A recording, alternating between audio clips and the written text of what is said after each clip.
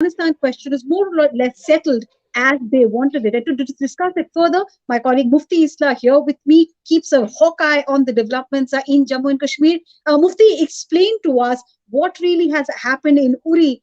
Just when that incident happened, we heard the topmost army officer there saying that things are relatively cooler at the line of control. But since then, things have practically changed overnight, isn't it? Absolutely. If you take a look at what has happened in last 8 days or so, three infiltration attempts, it all started on 18th of September. Thereupon, on Thursday also, we saw an infiltration attempt when three militants were actually killed. They had infiltrated that morning, and in fact, they couldn't pass an area called Hatlanga, which is closer to the line of control. In fact, this is the first village upon entering from the other side. There they were intercepted, and three of them were killed. Now, what is important is that they were carrying huge ammunition, a lot of grenades on them, then UVGLs. Clearly, the army did say that, well, they don't, they were not thinking that they would carry out a huge targeted attack on security facilities like it had happened in 3 years from now, only in OD 2018 when OD Brigade came under attack. But clearly, since they were carrying upon them these grenades, it meant that they would continue the low grade insurgency, as it's termed, by hurling grenades here and there, like we've seen in past few months in Srinagar city.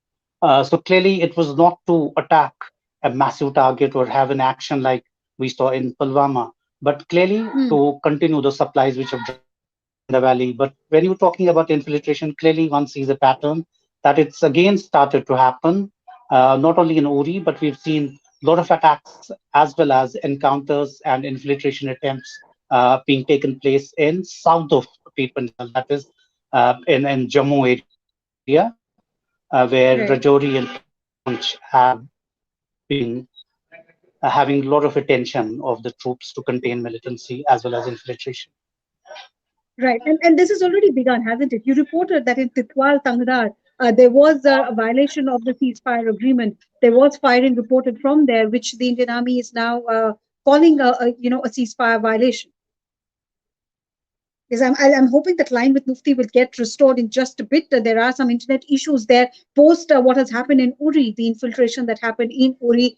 Internet connectivity was snapped off in that area. So Kashmir has been seeing connectivity issues off and on. This was also to ensure that if via internet, if via communication networks, those who are infiltrating are trying to reach out to their supporters. There are WhatsApp groups that were run by Pakistan. We know in the past, in investigating charge sheet, also it was mentioned that these WhatsApp groups would actually send WhatsApps to sleeper cells, to people sympathetic to the cause of Lashkar-e-Toiba and Jaish-e-Mohammed, to start stone pelting every time there was a CASO, which is a cordon and search operation.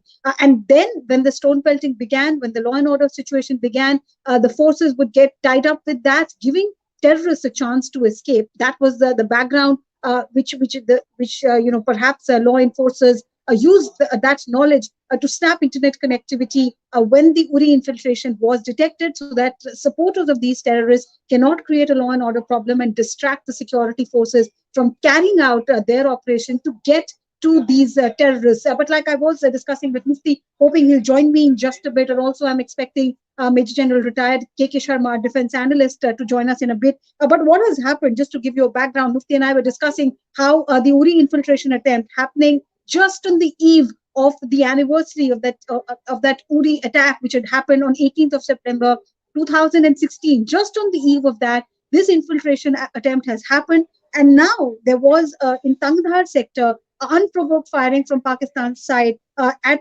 Pithwal as well. Mufti, you're back with us. Before I lost that line with you, I was just asking you, we've discussed infiltration, but also ceasefire violation. You reported that in the Tangdhar sector, there was unprovoked firing, which the Indian Army is now calling a CFV. Absolutely. What has happened was yesterday only in Titwal sector, which is again closer to the line of control. In fact, it's the last village on this side, but in a different sector.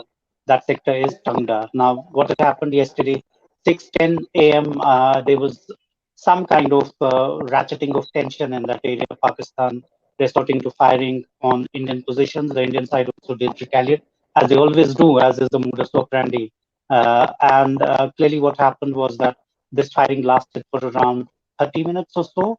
And sometimes not only automatic gunfire was used, but in between shells were also pounded. So clearly, Hmm. it seems that Pakistan is at it again after especially the farmers on these last villages were enjoying some fruits of ceasefire holding. Clearly, it Hmm. seems that it's back, and one hopes and prays that it's one of incident. But you have to really look at what Imran Khan said in the recent UNGA meeting. Clearly, he did say that peace has not worked along the line of control all these months, and Hmm. it's clearly open to interpretation. So one expects Right. that perhaps infiltration as well as ceasefire violations may return. So, Mufti, what really has changed? If India and Pakistan were willing to talk peace in February, what has changed by September? Is it because of the Afghanistan situation? Is it because Pakistan's scrutiny at FATF has ended? Is it because the Jaish and the Lashkar cadre, which was perhaps assisting Taliban reclaim Afghanistan, is now jobless and therefore they can focus on their core, competence, so to say, that of Kashmir? I think all these factors combined, Pakistan understands that now that there's a friendly Taliban government in Afghanistan, clearly it gives that country the strategic, quote unquote, strategic depth, and they will be free at least on that side. So perhaps they will now concentrate on the border with India. Uh, Clearly, the second point you mentioned about a lot of Jash as well as Lashkar cadres reportedly Hmm. they were fighting alongside with Taliban, and now that exactly as you said, now that there's no occupation for these people out there, so clearly they would try to divert towards Kashmir. Kashmir has been a friend for both these outfits, along with Hizbul Mujahideen also, which is the other important militant outfit, giving it the indigenous color. So one would expect, as we have been speaking to a lot of police as well as military officers, they think that there would be some kind of a surge in Kashmir, and that's why we're seeing some kind of an activity along the line of control, although the army has been largely able to contain militancy in the hinterland. We've seen a lot of Hmm. encounters taking this year only 120 odd militants have been killed, some of top commanders from both Lashkar as well as Jash. But this new problem, I'm sure this is going to escalate, given that Pakistan also feels that the insurgency inside the valley, it's Hmm. certainly being contained, and they need to give it a push again. Right. The security establishment here at New Delhi Mufti was always apprehensive about the impact that the Afghanistan situation would have on the valley.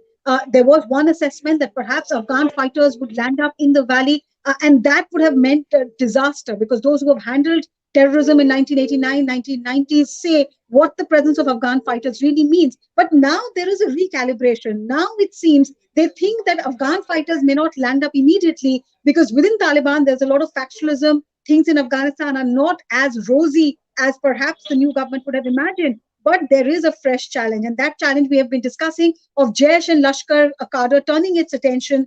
There is so much arms and ammunition left behind by United States of America, which is now at the disposal of Jaish-e-Mohammed and Lashkar-e-Toiba. There is also a possibility, like I said, now that the international scrutiny of Pakistan is off, they're feeling more emboldened. In that backdrop, Mufti, what steps do you envision the Union Territory Administration of Jammu and Kashmir really take? One thing they're pointing out is because of the funding routes being cut off, because of the sympathizers being arrested under NIA's investigation, they feel that they will be able to handle the repercussions much better. Do you share that optimism?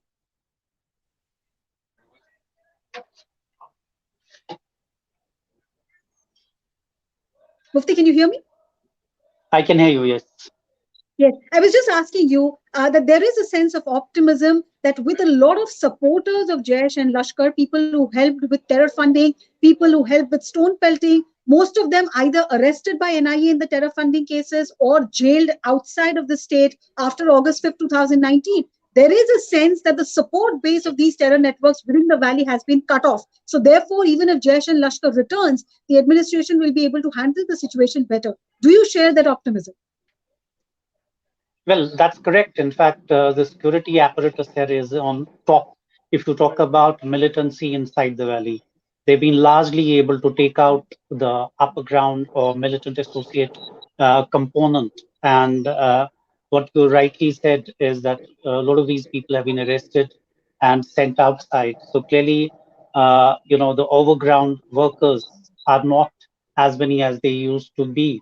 And as I've been saying, that 120 odd militants killed this year also is clearly a success for the security forces. One really needs to watch what happens next. This year, the recruitments have, although not drastically, but they've clearly fallen when you compare it with 2018, 19, 20. So this year, when you compare it with last year, there were some 200 odd youngsters who joined militants. Perhaps this year it sticks around to 100. But number of militants also killed is 120 odd, and we are still 2 or 3 months away from this year. But yes, security forces really are enjoying a success when it comes to dismantling the terror infrastructure, taking Hmm. out the upper ground workers, the couriers, the funding.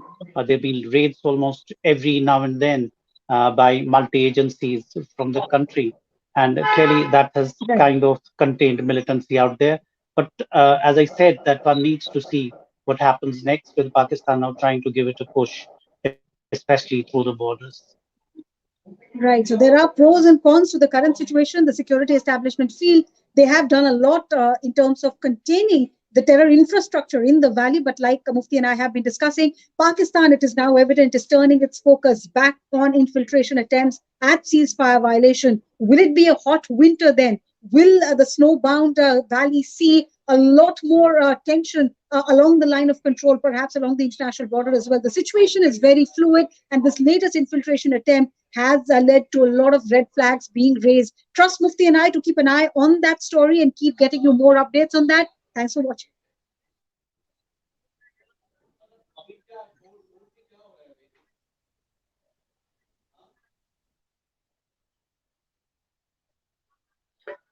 Sånn da i trailer, hæ?